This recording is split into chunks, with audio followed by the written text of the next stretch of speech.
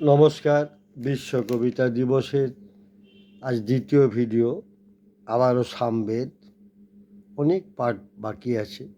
যজুর্বেদ, অথর্ববেদ এখনও স্পর্শ করা হয়নি।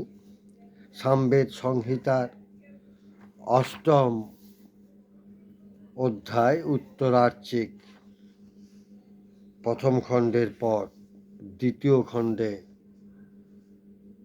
মন দিলাম। মন্ত্রদ্রষ্টা ঋষি কবিদের প্রণাম। ঋষি কবিদের নাম আমি পূর্বের ভিডিওতে উল্লেখ করেছি। এখন সরাসরি চলে যাচ্ছি বাংলা উচ্চারণে।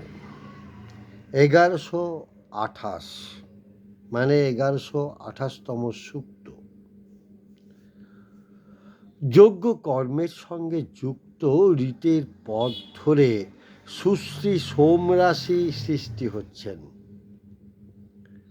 1134 যিনি তার নিজ কর্মের দ্বারা আনন্দে মত্ত হন, সেই সোম বায়ু, ইন্দ্র এবং অশ্বিদয়ের সঙ্গে একত্র মিলিত হয়ে আনন্দের জন্য গমন করছেন। 1135 বলের দ্বারা গতিযুক্ত হয়ে মধুর তরঙ্গমালা মিত্র বরুণ ও ভগদেবতার উদ্দেশ্যে খরিত হচ্ছে।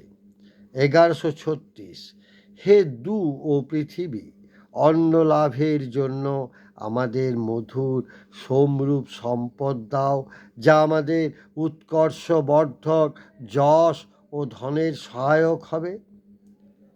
1137 হে সোম, তুমি দক্ষ, সুখপ্রদ, বহনশীল, পানযোগ্য এবং বহু লোকের আকাঙ্ক্ষিত, তোমাকে আজ বরণ করি।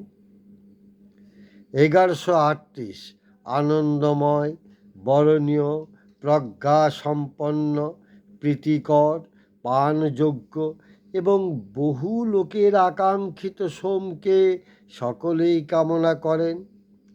1139 হে সৎকর্মপরায়ণ সোম, তুমি পানযোগ্য এবং বহু লোকের আকাঙ্ক্ষিত, তোমাকে ধন, প্রজ্ঞা এবং সন্তানের জন্য কামনা করি। মন্ত্রদ্রষ্টা ঋষি কবিদের এবং বিশ্বের সব দেশের সব কালের কবিদের আমার প্রণাম, শ্রদ্ধা, শুভেচ্ছা ও